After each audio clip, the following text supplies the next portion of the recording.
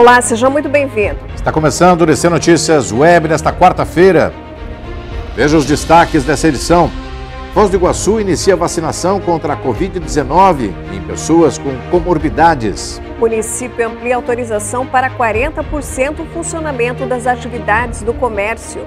Itaipu Bike abre novas vagas para quem quer fazer o passeio sobre duas rodas. Avenida Brasil, o seu pioneirismo, histórias do crescimento, transformação do principal centro comercial da cidade. 5 de maio de 2021, o DC Notícias Web já está no ar.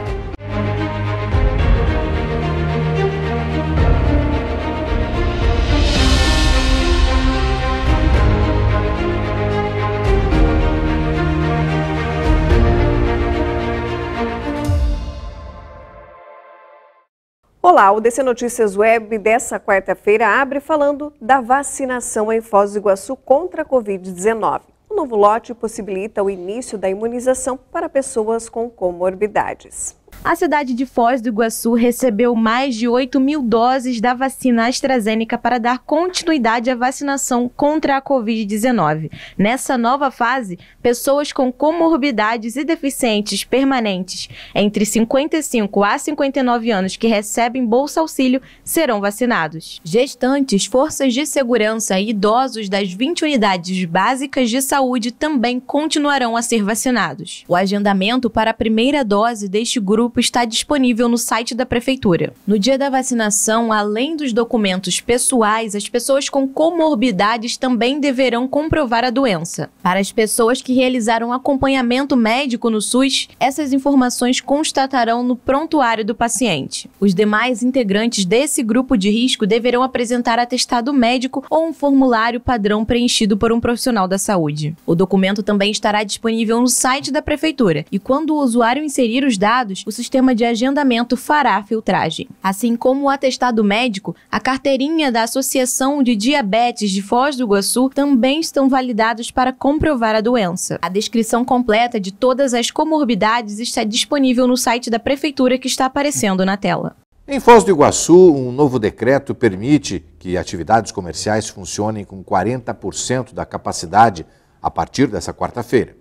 À medida que as vacinas vão sendo aplicadas, ações para a retomada da economia vão sendo tomadas. O decreto publicado pela Prefeitura de Foz do Iguaçu flexibiliza as atividades comerciais, gastronômicas e industriais para funcionamento com até 40% da capacidade de público, ainda seguindo os protocolos sanitários para evitar a transmissão da Covid-19. Outra mudança anunciada é o aumento de 50% para 75% da quantia máxima suportada para estabelecimentos de hospedagem. Também foi flexibilizado o movimento de pessoas acima de 60 anos no uso do transporte público em horários de grande movimento.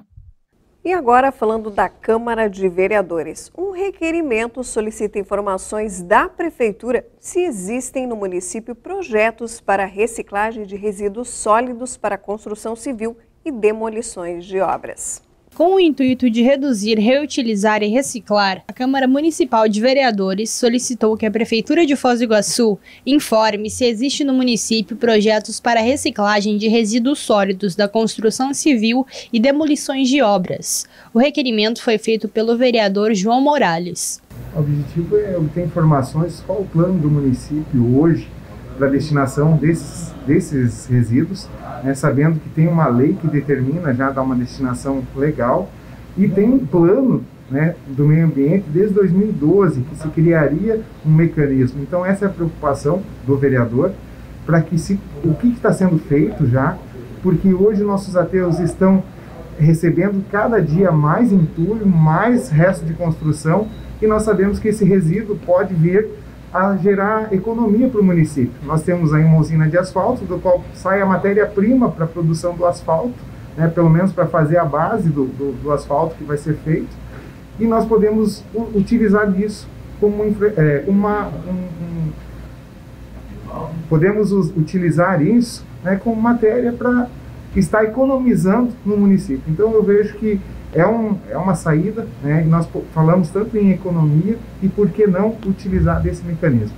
A ação tem como prioridade o estímulo à adoção de padrões sustentáveis de produção e consumo, além do incentivo à indústria da reciclagem.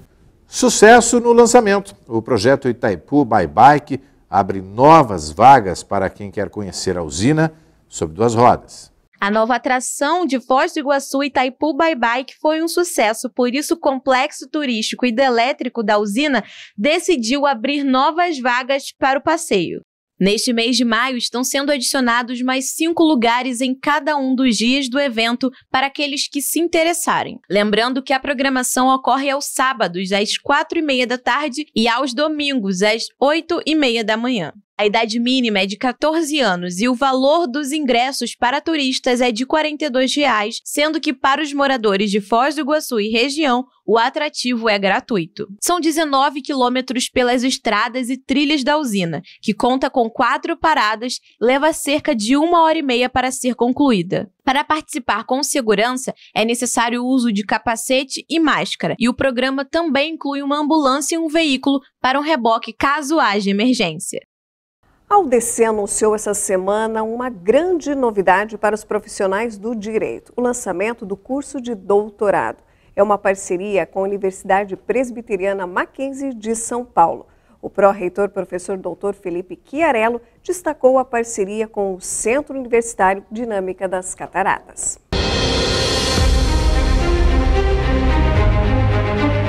Mais uma vez, o DC Notícias Web começando e falando sobre educação, sobre qualificação, sobre educação e também sobre parceria, uma parceria importante ao DC com a Universidade Presbiteriana Mackenzie.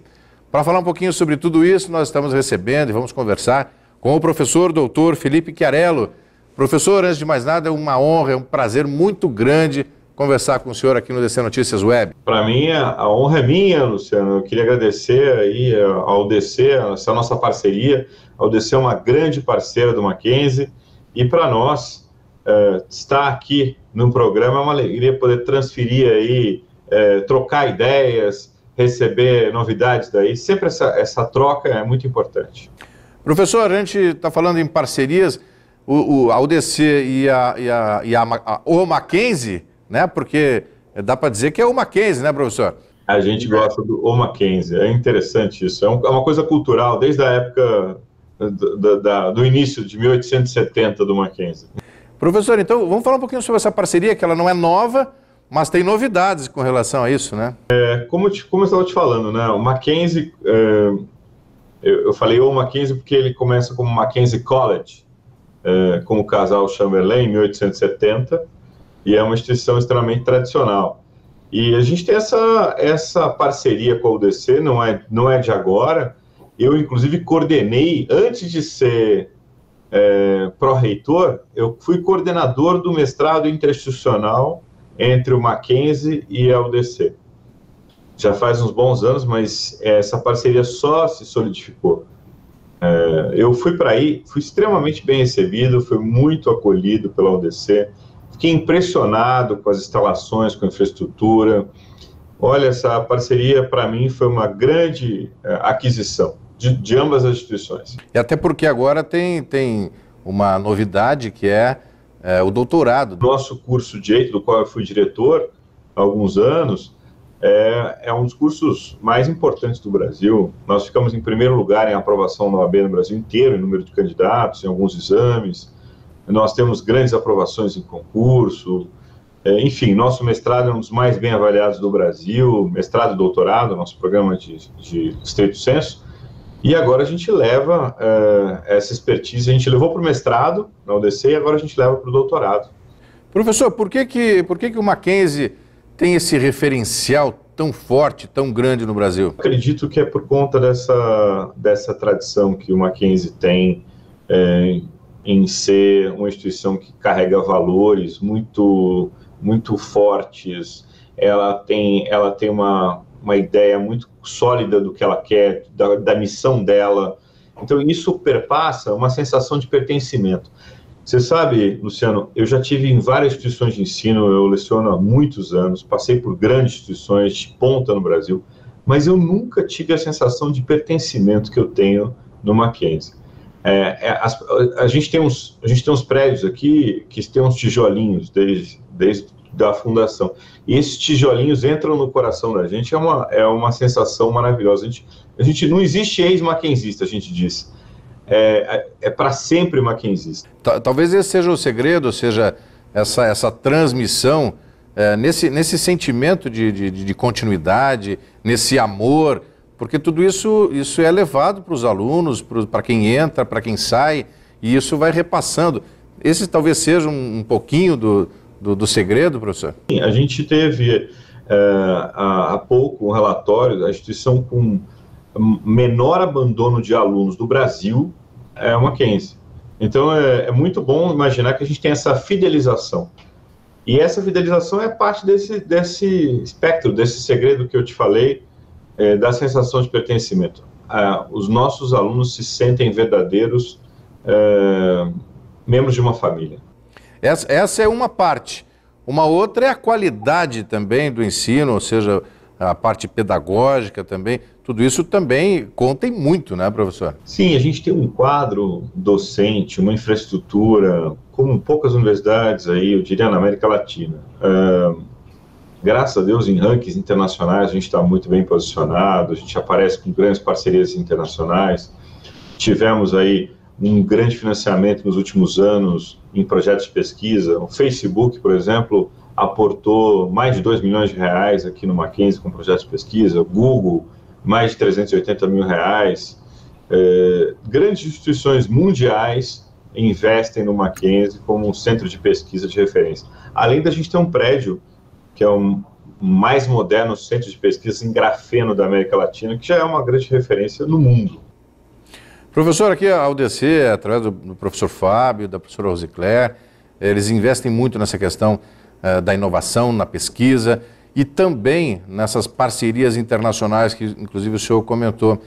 Isso, não tenha dúvida, que é um grande referencial, né? Olha, eu sou suspeito para falar, tanto o professor Flávio como o professor Rosiclér são amigos queridos, porque eu testemunhei essas parcerias da UDC, a saída dele para grandes instituições como Harvard, a preocupação dele de trazer professores com caráter de internacionalização, de trazer palestras internacionais.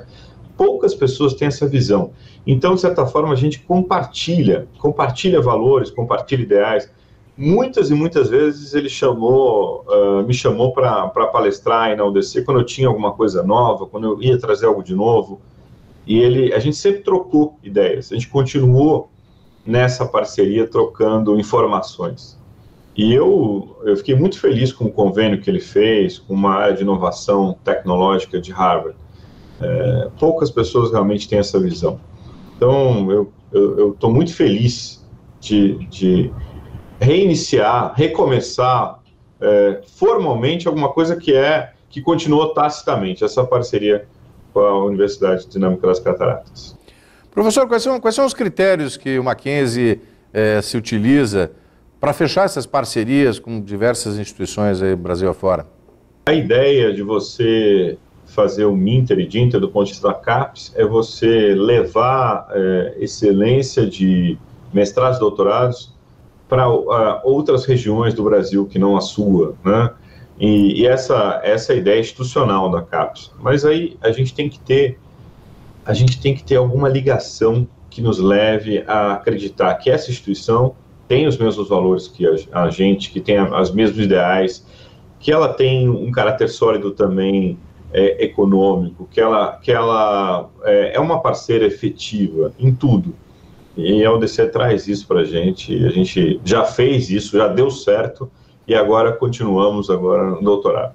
A gente sabe que quanto mais formado você é, quanto mais você tem essa titulação, essa graduação, mais alto é o seu salário do ponto de vista de todas as pesquisas das maiores referências do Brasil. Se você for olhar todas as revistas nacionais, Exame, etc., todas elas vão falar para você, quanto mais titulado você é, quanto mais você investe nessa educação, melhor a sua remuneração. Então, no momento que você tem, às vezes, alguma crise econômica e tudo, você tem que investir em você, sob pena de você ficar numa mediocridade, no meio do caminho, na média.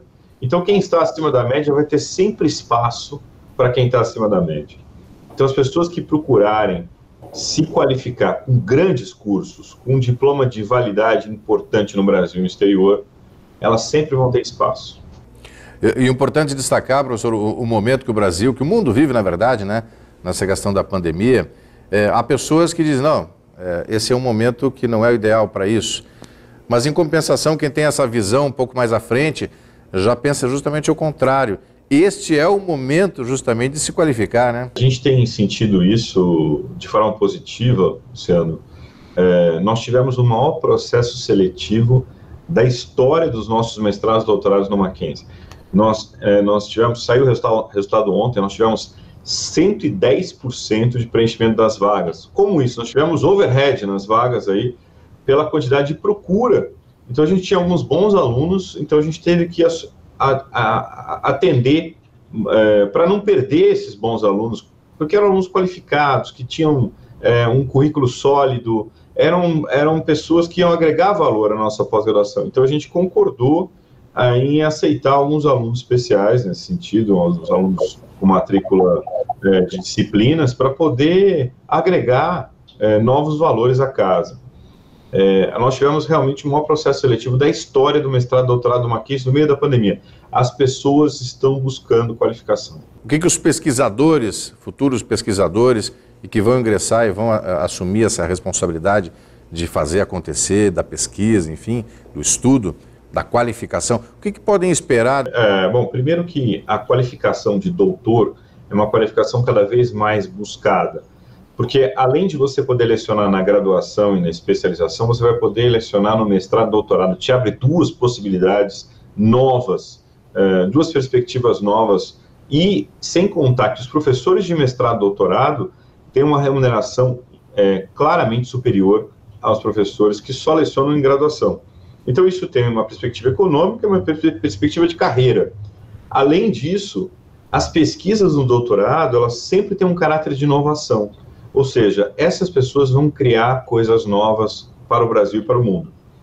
É essa a expectativa. E criar coisas novas pode significar um turning point, pode significar uma volta por cima na carreira delas. Professor, esta é mais uma etapa dessa parceria UDC e Mackenzie. Mas, com certeza, existem próximos passos, né? Existe um futuro aí promissor nessa parceria cada vez mais solidificada. Sim, eu tenho conversado bastante com o Fábio, porque nós fizemos alguns eventos internacionais nos últimos anos e ele sempre nos apoiou, deu ideias, sugeriu. Ele tem esse caráter de internacionalização, né? Em 2018, nós fizemos um curso no Harvard Club de Nova York e trocamos ideias com o Fábio.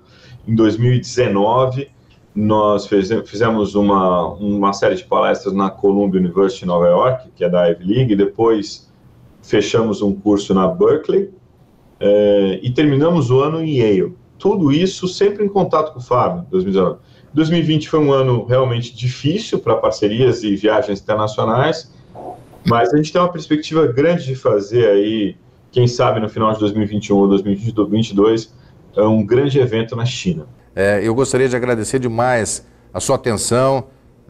Obrigado pela participação no DC Notícias Web aqui, professor. Foi uma honra. A honra foi toda minha, Luciano. É uma alegria conversar com você nessa tarde, esperar aí estar mais próximo. Espero ir pessoalmente aí com vocês, porque eu gosto muito de Foz do Iguaçu, gosto muito da UDC e não vejo a hora de estar pessoalmente por aí. Maravilha. Obrigado, professor, mais uma vez. A Avenida Brasil, centro comercial da cidade, vai passar por uma transformação visual, ganhando novos traços e modernidade nos próximos anos. O local passou por algumas fases na sua história e desenvolvimento. E hoje, no DC Notícias Web, nós vamos mostrar um pouco do que representa essa avenida no desenvolvimento de Foz do Iguaçu.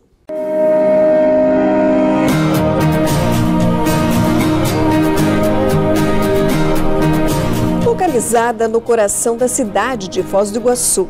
Por aqui, milhares de pessoas circulam todos os dias. entre trabalhadores e quem vem em busca dos mais variados serviços oferecidos pelo comércio. A tradicional Avenida Brasil guarda muitas histórias de gente que cresceu junto com o centro comercial. O pai da Camille foi um dos empreendedores na década de 80. Proprietário de algumas lojas, deixou sua marca e legado na cidade. Para a filha, hoje também empresária, resta saudade e boas lembranças. E ele também nos deixou um legado muito grande de empreendedorismo. Então, como nós crescemos na avenida, a gente viu tudo se transformando. Naquela época, quando ele tinha loja numa altura aqui da Avenida Brasil, chegava a fazer filas de ônibus para as compras, que o câmbio era muito atrativo, né? Então a gente recebia muitos turistas de compra. O empresário Sadi Carvalho, um dos pioneiros no ramo das confecções, teve o início de sua história profissional na Avenida Brasil, onde ele formou sua raiz empresarial. Lá se vão 50 anos na Brasil, acompanhando suas transformações e seus ciclos econômicos. Que as coisas mudaram muito, né? A cidade evoluiu. Nós aqui da Avenida Brasil hoje estamos tendo esse movimento que está sendo propiciado para que nós possamos primeiro nos conhecer, a nós comerciantes, porque nós não nos conhecemos mais. Mudou tantas lojas novas que surgiram e poucos comerciantes conhecem realmente como que é o nosso trabalho, daqui da própria Avenida Brasil. Então esse é um momento bom para que primeiro nós possamos nos conhecer, saber o que cada empresa produz, o que cada empresa tem para oferecer ao público, e nós estamos para colaborar. Negócios se fortaleceram de geração em geração. Em 1955, a família do seu Carlos Bordim apostou no crescimento da cidade e a empresa do ramo de automóveis foi se expandindo e conquistando o mercado. Tempos e recordações guardados na memória do empresário. Mas aqui foi o jornalzinho de 20 anos de inauguração, né? Depois fizemos um outro mais tarde. Né? Aqui tem umas fotos que eu encontrei, já que a gente está falando de Avenida Brasil, né? Isso aqui era aqui na frente da Avenida Brasil, quando ela tinha mais espaço de rolagem de automóveis, né? Então a gente muitas vezes fechava as duas quadras aqui, né, para fazer apresentações. Então vinha essa equipe, chamada Equipe Esteves, né, e fazia salto com carro e passava pelo fogo, né, e dava um cavalo de pau, paravam de frente. Então isso tudo acontecia na Avenida Brasil, evidentemente quando a cidade era menor, né, e tinha mais espaço também na avenida. Porque depois, quando ela foi reformulada, né, o espaço de rolagem ficou mais estreito. Um novo ciclo começa a ganhar força pelos empresários, que veem na Avenida Brasil um futuro promissor e de muitas conquistas. Um novo projeto de modernização e novas possibilidades está conquistando fortes parceiros e apoiadores para esses novos tempos e para essa evolução. Estamos buscando uma redescoberta da nossa Avenida Brasil. E é um momento novo e nós estamos preparados para começar tudo de novo. Tem tudo para dar certo e Foz do Iguaçu, a Avenida Brasil se transformar em um grande ponto de encontro da comunidade, do turismo, onde possamos encontrar lazer, entretenimento, gastronomia, compras, um verdadeiro shopping ao céu aberto.